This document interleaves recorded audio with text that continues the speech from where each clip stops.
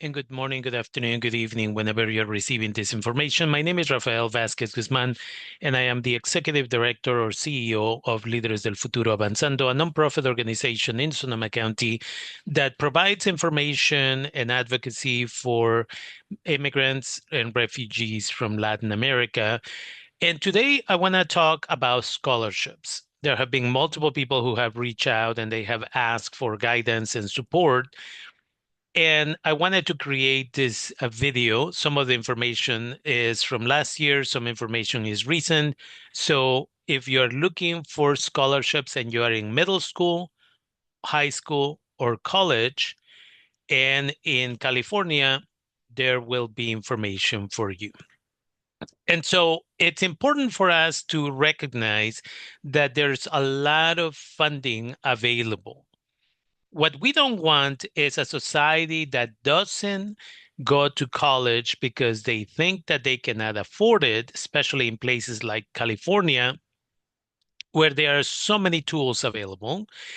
And what do we know as we move into this information? What we know is that without a high school diploma, many individuals will not make a lot of money. And the numbers that I'm sharing here are national average numbers from the US Census Bureau. But the other reality is that people who do not go to college and get at least an associate's degree or something similar tend to live 11 years less than those people who get a college diploma. And the reason is because if you do not have that piece of paper or those pieces of paper, you are more likely to get fired or let go from your job than people who do have an associate's or a bachelor's or a master's or so on.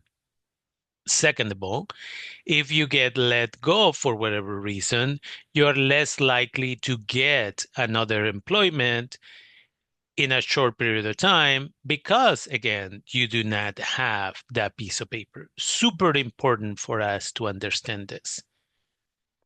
And the third thing here is if you end up having a family, you are more than likely to at some point have to deal with a lot of stress, either with housing or transportation or food. And as a result of that, we want to make sure that you keep this in mind. Now, it's important for us to talk about budgeting from the moment that you are young. So please check out another video that is going to come out, an updated video about finances. And then we will redo our video about investing and why it matters to invest at a young age. But when you're in college, it is important to save money. Food, for example. There are college students who go directly to a university and they get the 3-meal plan. And so you pay a certain amount of money a year. And as a result of that, you can get 3 meals a day. But a lot of students don't wake up or get up until 9 in the morning because their class is not until 10, 11, or 12. And because you do not wake up early, the breakfast meal just got wasted. So if you can have a little bit of cereal in your room or something similar, that will get you through the morning and then you can go to lunch. So thinking about, do you want a 3-meal plan or do you want a 2-meal plan? This type of information is essential because you do not want to be wasting money that you may not have. For individuals who go away to college also, they start dealing with some anxiety or depression or isolation because they miss their family, their friends, and other individuals.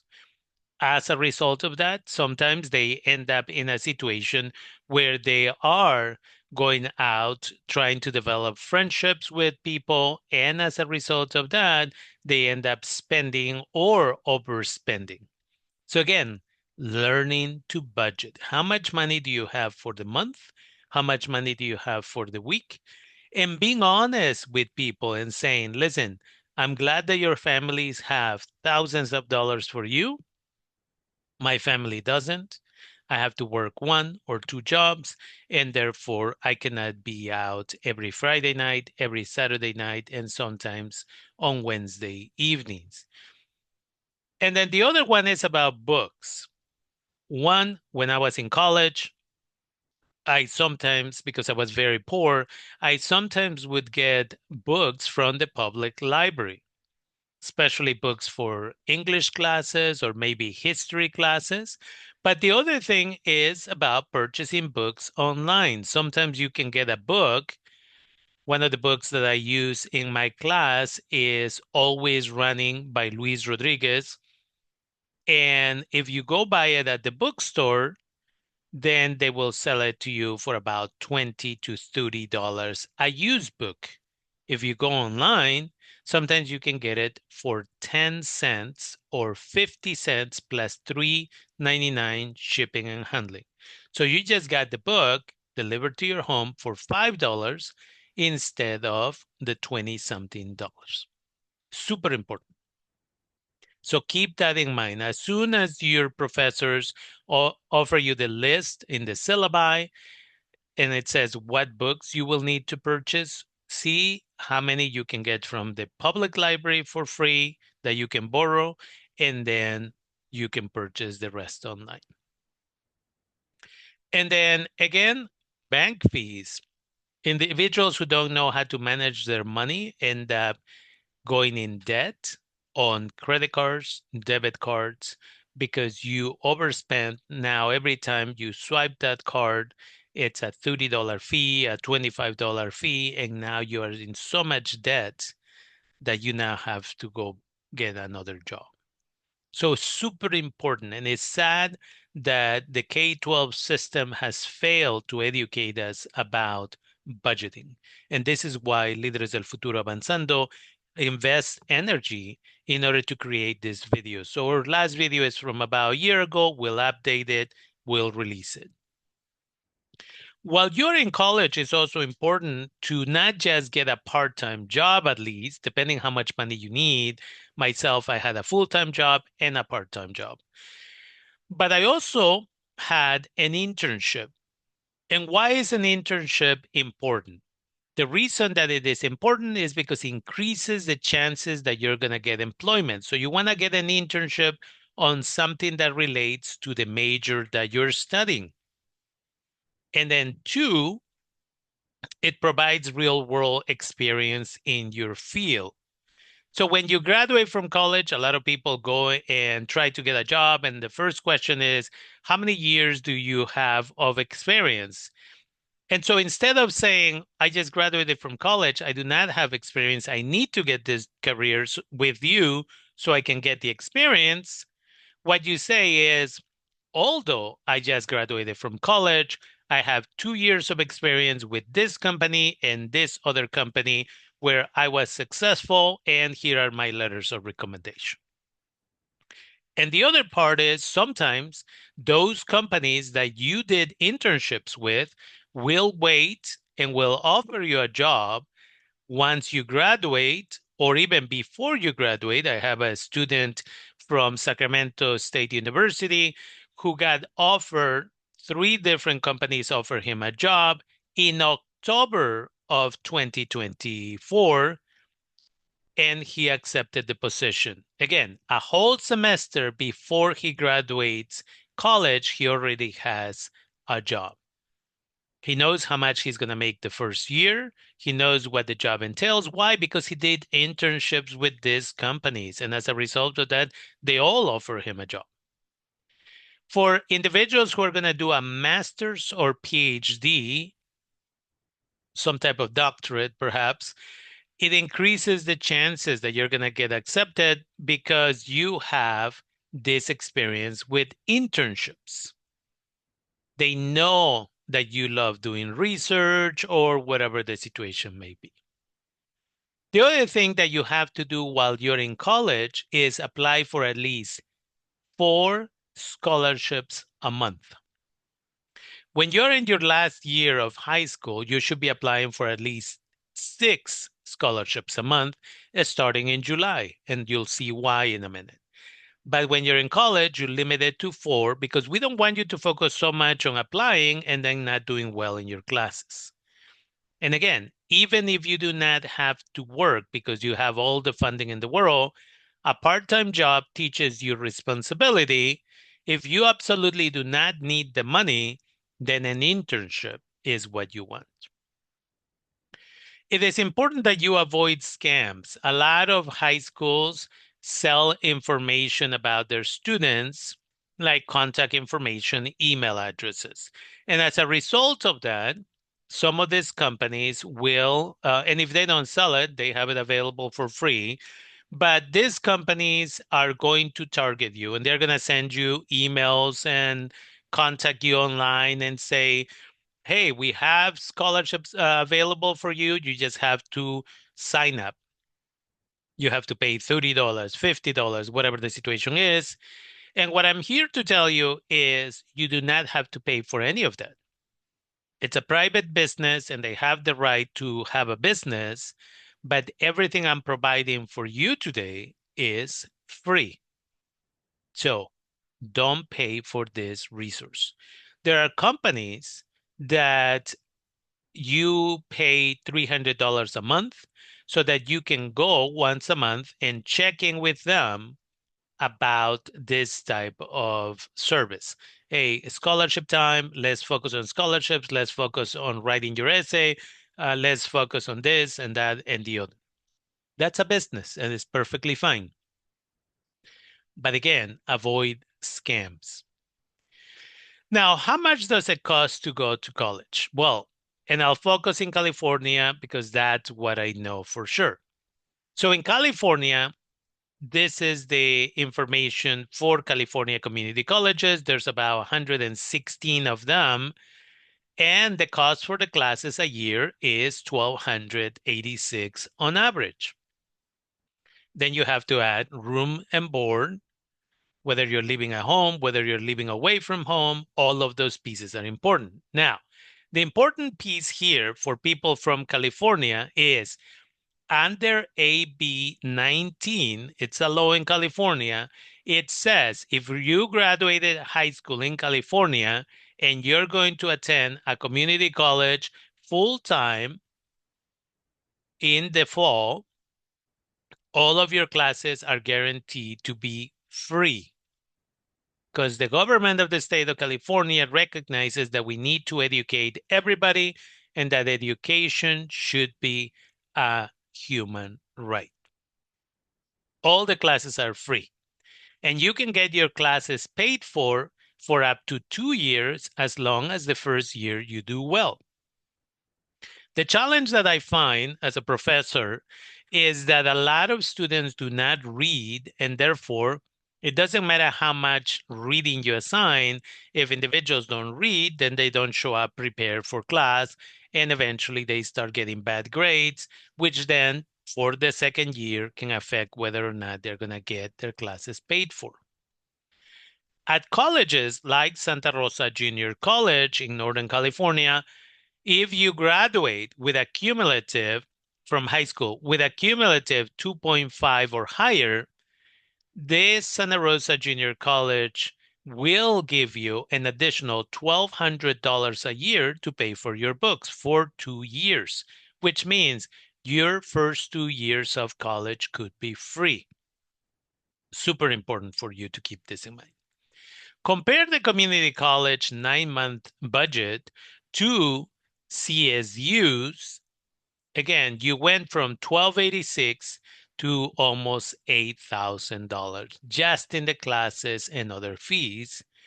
And then you look at places like UCLA, and you went from $1,286 to $8,000 to over $13,000 just for the classes.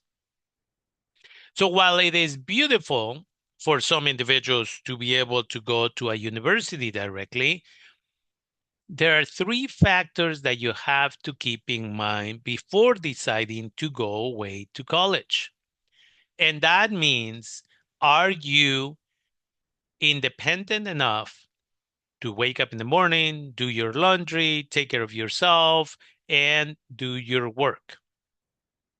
2, are you able to compete with other students academically? And 3, do you have the funding to go to college? Now, the other piece that should be added there is, do you already know what your major is? The last thing you want to do is be at UCLA and then decide that you want to do on year 2 or year 3, decide that you're going to do a major that UCLA does not offer. You've been wasting your time. So it's super important that we are honest with ourselves. Now, how do we pay for college? FAFSA. FAFSA is one of the ways, the free application for federal student aid is one of the ways that we pay for college. If you are a US citizen, resident, or have gotten the T1 visa for victims of human trafficking, or your asylum has been approved, you can apply for FAFSA. And it is important that you apply as soon as it opens up in case there's glitches or problems with the system. The deadline typically is March 2nd. When does it open up? It used to be October 1st, then they changed it to December. So again, if you are a junior, a sophomore, a ninth grader, keep an eye on this thing, but you get to apply in your senior year for the following school year. And so it's really important that you pay attention. The other question here that people have asked me on a regular basis recently is, should I apply for FAFSA if I live in a mixed status family? That means I am a US citizen, let's say, but my parents are undocumented. And the answer is an absolute yes. You should apply. Again, creating accounts for your parents is going to be tricky. So you might want to go to the community college or university near you, and a financial aid employee, these are public employees, will be there to support you. If you do not get that support, again, if you're a high school student, make sure you go to your counselor or career counselor. If they cannot support you because they may not know how to do it, go to the community college or the university. You're going to need your parents' information about, again, if they have a social security or an I-10 to file taxes, all of the stuff. In the past, they would transfer information only in some situations. Now, automatically, FAFSA will extract the information from the IRS, your information if you had any income, your parents' information if they had income. And so it makes it a little bit faster, but the trick is creating those accounts. For undocumented people in California, thanks to a lot of work, in 2001, AB 540 was passed into law in California. And this says that if you're undocumented, but you attended a California high school for at least 3 years and graduated from a California high school, or attended 3 years and got the GED in California, you can pay the same amount as any other resident of California. And then CalDreamAct was created. This can support you when you're in your last year of high school to be able to get some funding to pay for your classes. Under AB 19, you would pay the same as everybody else. And then there would be some funding if you're low income to pay for your classes, and it can support you for up to 4 years. FAFSA is for up to 6 years, CalDreamAct for up to 4 years. And again, if you're undocumented in California, you should apply. And then it is important because, again, this education is not available out there in the community, unfortunately. But it's important to understand what the 529 educational plan is. It is a plan that is for an individual who may be a son or daughter, niece, nephew, so on and so forth, And anybody can create this account. So let's say I have a nephew, I can create an account for that nephew as soon as they have a social security number or an IT. Individuals can contribute regardless of their relationship. What I always tell parents is instead of holding a big party for the first year of your child, right, their birthday, and getting a bunch of clothing and other donations or gifts that the child is not going to benefit from, it's important to say thank you for agreeing to come to the party.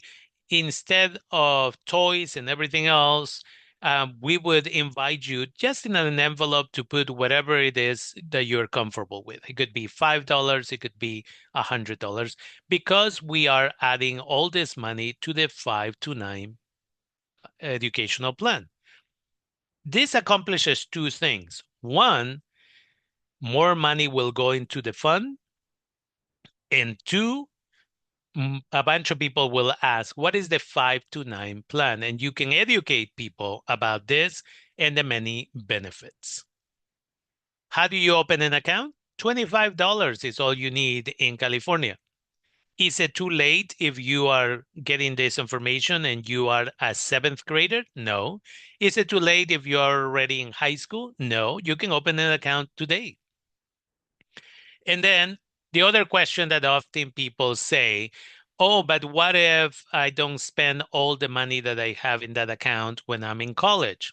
That's okay.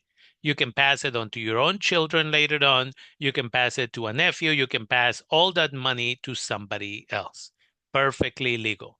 So I invite you to go to scholarshare529.com and you can get that information. If you have parents who only speak, read, and understand Spanish, you go to the website and then just click Español and it will take you there. The maximum amount of money that somebody can keep in this account is $475,000. And again, most people will never get to 50 or 100,000, and that's okay. This is so that you do not have to work while you're going to college, and it will make your college experience more positive. For example, some students choose to go to universities like UCLA and Davis.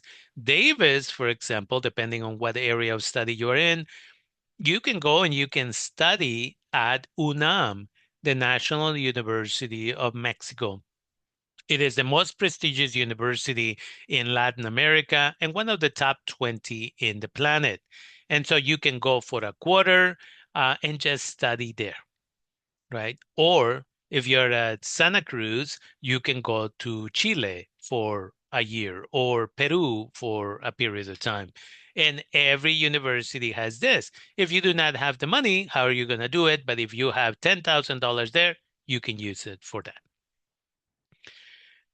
So the expenses, again, you can use it for classes, books, utensils, rent, food, technology. And again, if you're a special needs individual, you can use it for tutoring.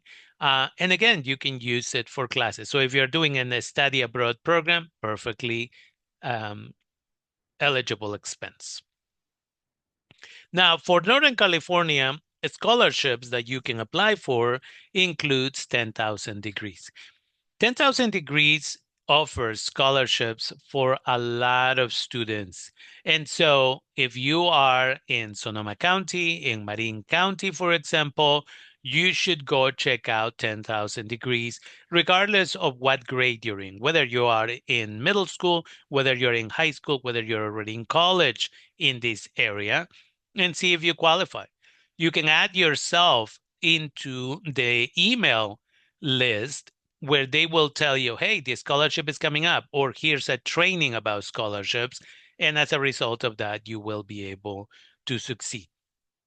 So we invite you to take that seriously. The benefit of this scholarship, if you qualify, is that it's renewable for several years. For those students who are planning to attend Santa Rosa Junior College, again, scholarships.santarosa.edu. Every year, it opens up at the beginning of January, and then it closes typically March 2nd. And then, for whatever scholarship money that might be left, for the fall semester. Maybe a student chose not to come back to the JC or transfer ahead of time. If there's money left in August, typically they open up the application again. Not as much money, but for students who continue at Santa Rosa Junior College, they have a lot of money available. We're talking about over $1 million in scholarships.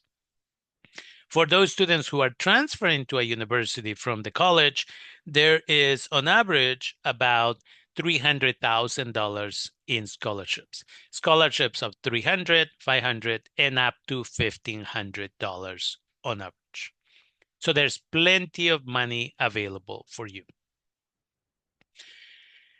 Another website that it's important, and I'm going to have to go back really quickly, 10,000 Degrees, it doesn't matter if you're a U.S. citizen, resident, or undocumented.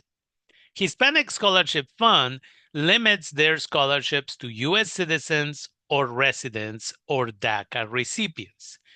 And they give scholarships of about $3 million is what they have to play with. And so scholarships typically start in January and expire in February.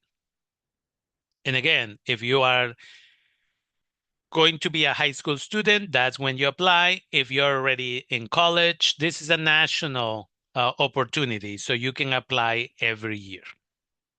I have a student that applied, forgot about it, and then got a $5,000 scholarship from them last year. So again, this is how it works. JKCF, or the Jack Kent Cooke Foundation Scholarship, is a scholarship opportunity for high school graduating seniors, and applications typically open up in August or early September and close in late November or early December. Deadlines change. If you qualify, they can give you up to $55,000 a year for 4 years. If you went to a community college, then you can apply 1 year before transferring from the community college onto the university, and they will give you $55,000 if you qualify for 2 more years.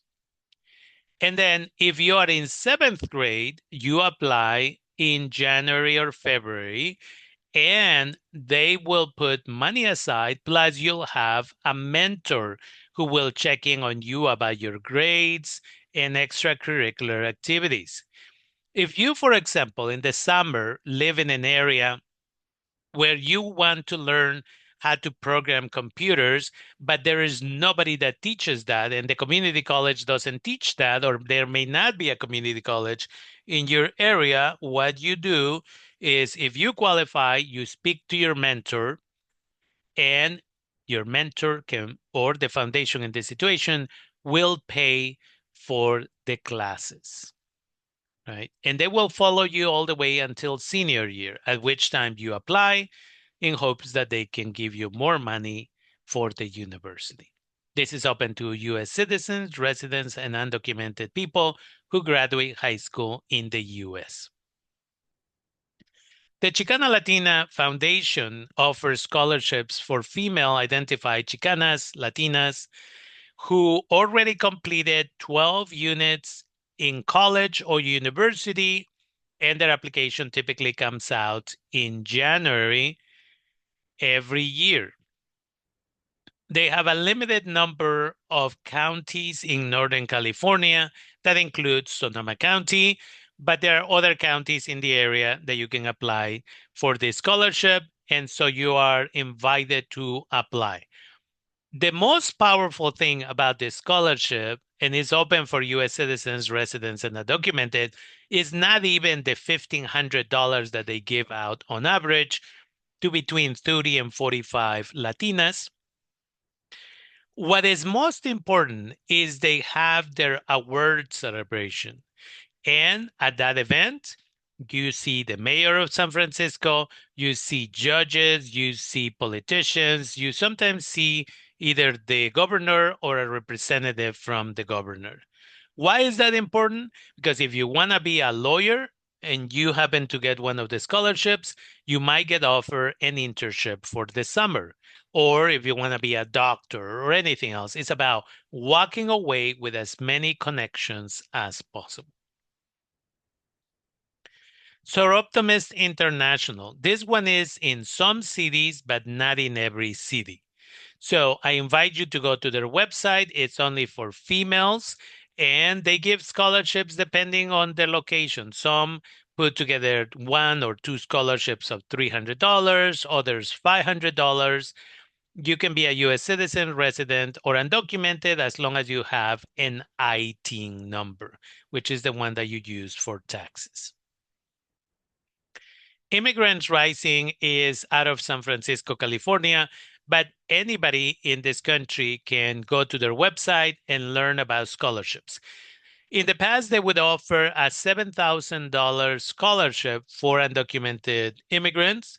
It was only one scholarship, but the other piece that they have a list of scholarships that are only for undocumented immigrants or that undocumented immigrants can apply to who are thinking of doing their master's or graduate work. Point Foundation is another scholarship that typically opens up in the fall semester and is for people of color and members of the LGBTQ plus community, U.S. citizens, residents, and undocumented with an ITIN. Latinos Unidos de Sonoma County is a nonprofit organization in Sonoma County that gives between 75 and 125 scholarships.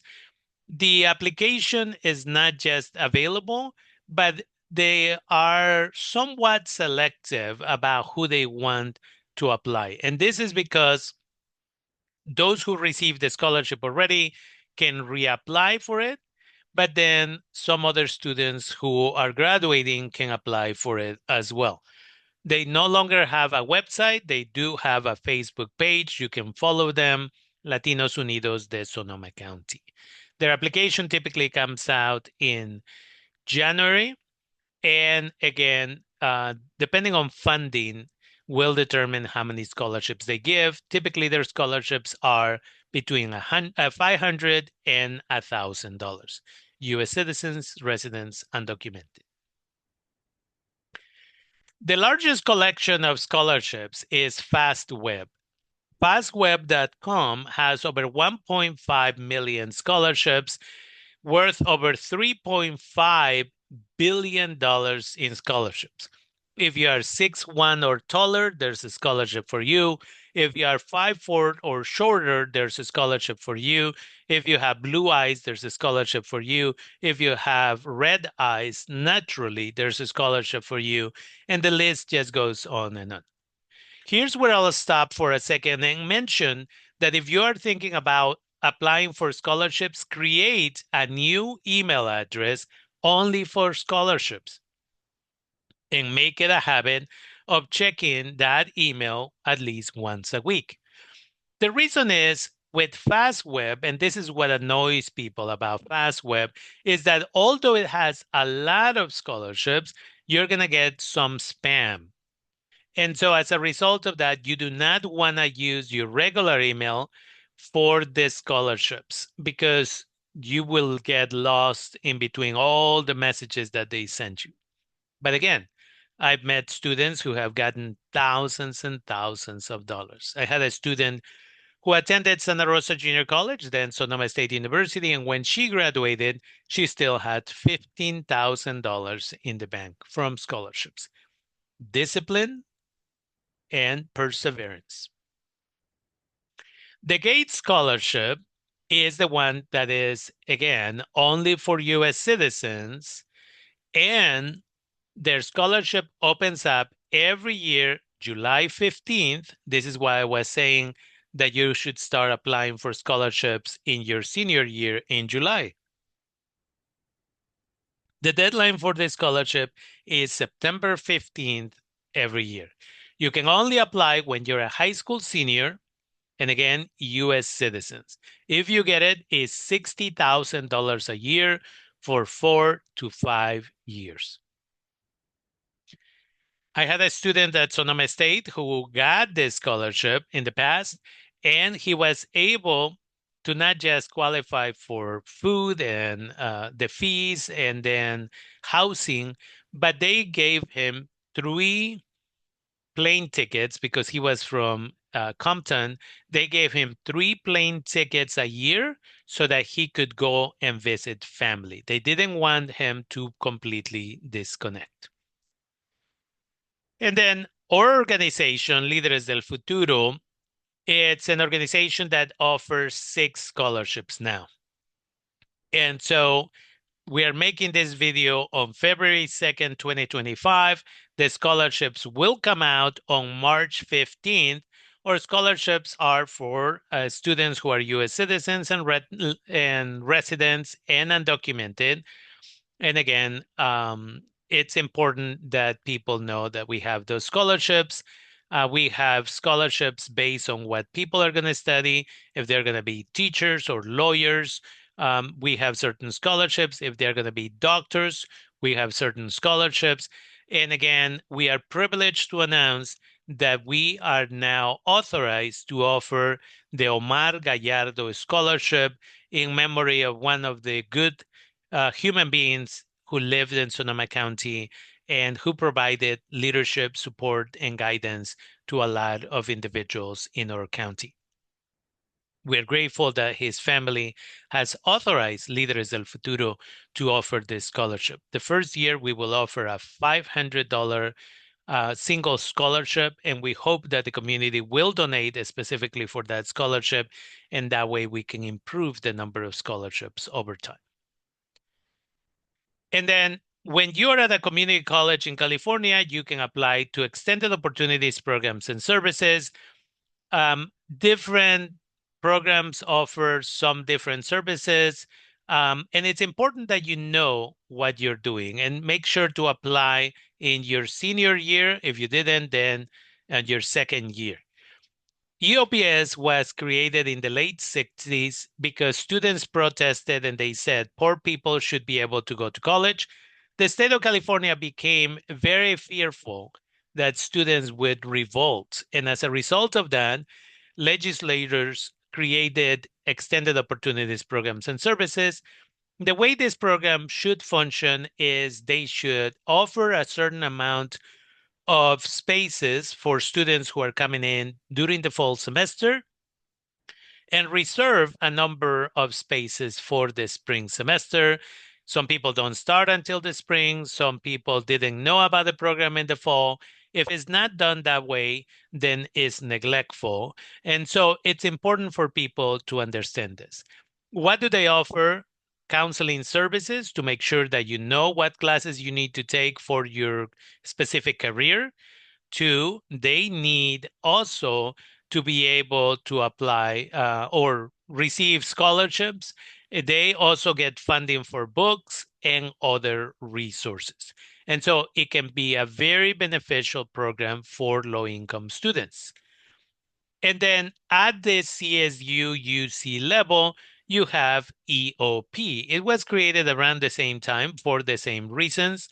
And this ones offer some counseling services and typically some funding, depending on the university. For example, when I was teaching at Sonoma State University, a class would get full, but EOP students had 4 seats guaranteed in that class. So even if the class was full, if an EOP student tried to register for the class, they would get added. It was a beautiful way of supporting students. And so EOPS and EOP, if you're a U.S. citizen, resident, or you have AB 540 status, again, undocumented, 3 years of high school, and graduated from a California high school, you can apply for this program.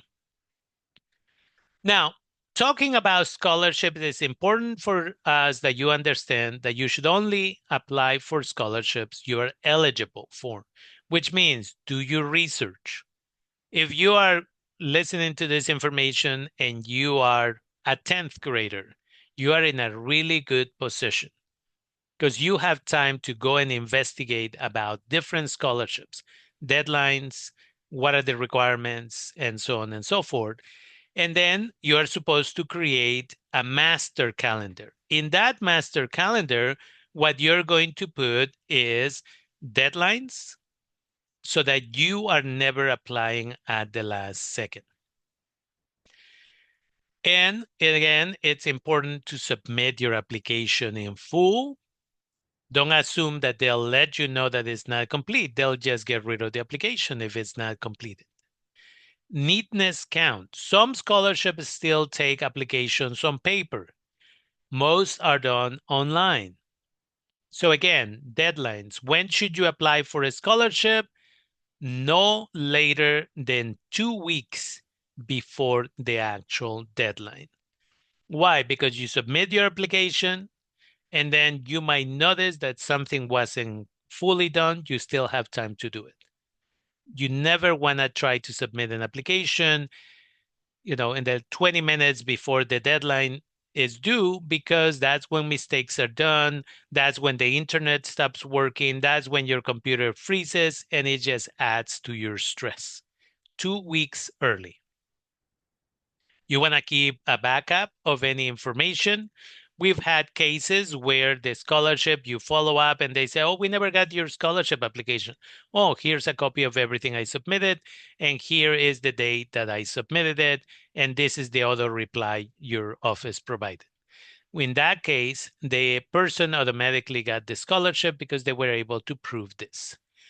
It is important that you ask for support. If you're in high school, go to your career center counselor or person, or go to your counselor, or go to your English teacher.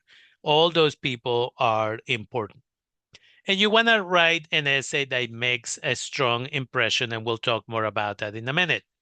And then what I say, think local, then global, which means apply to local scholarships within your high school, within your college, within your county, and so on, because you have less competition than one of these national scholarships where 600 people apply for 95 spaces.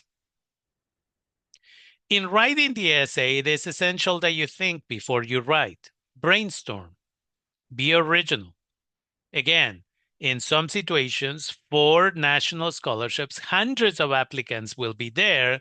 How is the reader going to be able to remember your story if there were 150 applicants and your essay is the first one that they're going to read? How are they going to remember your essay by the time they're done reading the other ones? So you have to tell a good story. You have to have a specific theme. What is it that you want them to know and why? You also need to know your audience. And there is absolutely nothing wrong with being able to call and say, I'm thinking about applying for this scholarship. Could you tell me any basic information about who will read my essay? I did this in 2007 at Santa Rosa Junior College and found out that the people who were reading the essays were women who were white for the most part, and they were 60 years old or older. Now I know what essay I need to write that will be directed to those readers. There's nothing wrong with calling and asking that. And then ask for somebody that you trust that is not family and is not your girlfriend or boyfriend for feedback. These people will use their emotions and say, oh, it's a good essay. No, go to somebody that will be direct, honest, and give you good feedback. And in the essay, you want to have a good outline, a good introduction, write about your background as an obstacle and how you overcame that obstacle. What unique skills or qualities do you have that relate to the essay, that relate to the scholarship that is, and that separate you from everybody else? You need to be clear about your educational goals. Have you done community service? What is your motivation for pursuing this career? And what is it that you're going to use the money for? And finally, closing the essay. Now, once you have a really good outline, you can have multiple intros and pieces about your background. And depending on the scholarship you're applying for, you just tweak that essay. It is wrong. And unfortunately, students are never taught properly about this, but it is wrong that you have to start from scratch every time. And that's why students don't apply for scholarships. If you have a master essay and you know that in this one they want to know more about your obstacle and your achievement and less about other things, then you just copy and paste a little bit more about that. So that's how it works. And this is how you apply for 4 scholarships every month. So let's go quickly through this information. In the introduction, you have to catch the attention of the reader. For example, I have of late been thinking about numbers quite a lot, the number 1 in particular. This individual was applying to Harvard University and again wanted to capture the attention of the reader. Another one, visiting hours are from 3 to 4 and 6 to 8. The room was dimly lit, and whenever light did shine, it only did so sparingly. If we were in the same room, I would ask you, where do you think this person is? A lot of people think it's a hospital. No, the individual remembers being a child who was going to visit her father in prison. Either way is catchy enough for us to continue reading more. And the last example here is uproot a tree and replant it. Chances are very high that the tree will have difficulty surviving. This individual was from Asian background. I believe she was Japanese. She's not talking about a tree, obviously. She's talking about the fact that she migrated from her home country to the US, the challenges that she faced, and right, because of these wonderful essays, the individual at the top was accepted to Harvard, the second one to NYU, and the third one to Brown. So if you catch the attention, they will keep reading. If you don't catch the attention in the first to second sentences, they will ignore most of it. Background, who are you? And whatever you're going to share here, how does it relate to the scholarship? How does it relate to your major, right? Are you an immigrant? Are you a refugee? Are you US born? Are you monolingual or do you speak 4 languages? Do you come from a single parent household? Do you have siblings? Are you a single child? Um, what's your background? What's your parents' educational level? So on and so forth, right? In your background, you want to connect with the reader, but you also want to connect with what is it that the scholarship is about and what your major is. In regards to obstacle, you want to focus on the obstacle, on one obstacle, and do the brief piece about the obstacle, and more energy should be focused on how you overcame that obstacle. As an example, when I was in high school at Santa Rosa High School in Santa Rosa, California, at the age of 15, when I arrived here, 6 months later, 6 of us were taken out of an English as a second language class. And the teacher said, since you are not learning English fast enough, we're going to send you to woodshop classes. That way, when you drop out of high school, you'll be able to get a job. I'm sure he meant well, but I continued to work hard. And one colleague and myself, by the next year, we were taking AP English. And we were 2 out of 4 in that class that actually got an A plus, right? That's the achievement. You could focus on poverty, specific illness, whatever the situation, how it affected you, but then how did you overcome that? In regards to skills and qualities, again, what makes you unique that relates to what the reader wants to know, but also separates you from the other 150 other individuals? Is this an art related scholarship? Are you studying art maybe? Right? What art skills? Tell them about at what age you got your first award or what work you're doing now. Those type of things. And then in educational goal, it's about, again, tell them step by step. Don't be afraid to dream. If you're going to be a lawyer, you tell them that you are in high school and then next year you're going to go to a certain community college. And then 2 years after that, your plan says that you're going to transfer to UC Berkeley and then you're going to do your Juris Doctorate or a JD at UC Berkeley. And then in 8 years, you will be a practicing attorney. That's the thing. You want to tell them what colleges or universities you're going to go to, and you want to give them a timeline. That way, they will know that you're serious and disciplined. And then the other piece that a lot of schools don't require, sadly, is community service. But also, community service should come from the heart. Whether you volunteer at the food bank, whether you volunteer, taking care of the elderly, maybe you go to a convalescent hospital and just talk with elderly people that have no family. Whether you pick up garbage after school, whatever the situation is, community service should come from you, not because the school requires it.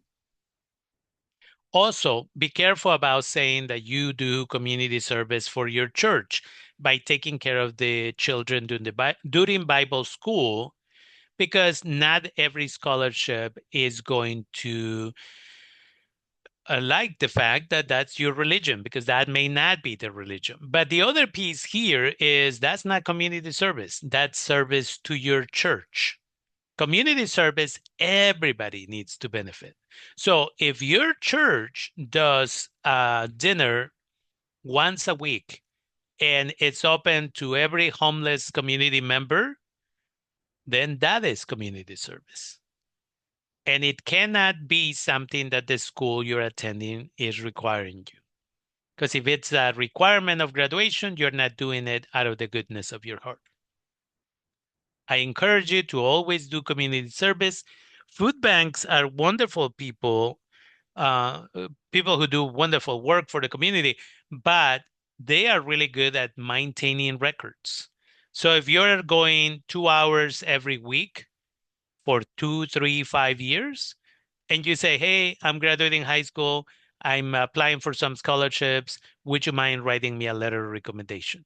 They go and they look at it and like, oh, this person has been volunteering for 4 years, 2 hours a week, and that amounts to 400 hours a year, of community service hours, right? Consistency, discipline, so on and so forth. And it is important, again, to also tell them, why are you going to college? I've had many individuals that are graduating high school who have come to me for guidance on this issue. And they said, well, I'm studying nursing because my mom got pregnant and she wanted to become a nurse, but because of me, she couldn't go to college. Yeah, that's your mom's dream. That's not your dream. Somebody else will say, go and become a nurse because that's where the money is. Life is not about money. Life is about waking up in the morning and being excited about showing up. When I wake up in the morning, I am excited that I'm going to see sometimes 35, sometimes 50 students in my classes, and we're going to talk about things that I find interesting. That is my purpose. What is your purpose? What is it that you really want to study? And this is where, again, the K-12 system also fails you because they didn't spend enough time allowing you to explore. And here's another piece. If you're a high school student or a middle school student in California, remember that under state law, starting seventh grade, you can start taking classes at the community college level. And so there is a whole process to do that. But for example, if you're in 7th grade, 8th grade, you would start with something simple like a swimming class or maybe an art class. And then over time, you learn the system of education. And when you're in high school, you take maybe a Spanish class or a French class or a Japanese class. And by the time you finish high school, you have already 20, 40 or more credits towards your bachelor's degree. Again, it's important. If you're in high school and you want to explore, there are different classes that you can take to explore different careers. That way, when you're graduating from high school, you know exactly what you're going to study and you're not wasting your time. One of the reasons why college students drop out of college is because they still, after a year or two, haven't been able to figure out what career they want to pursue. And that is a big failure of the K-12 system. But also, the community college system fails students by not guiding them properly. Although I am a professor at a community college, as the CEO of Líderes del Futuro Avanzando, with almost 30 years of experience guiding individuals on higher education, I see it as a failure because I have seen zero change in all these years. And then the last two items here is purpose of the request. What do you need the money for?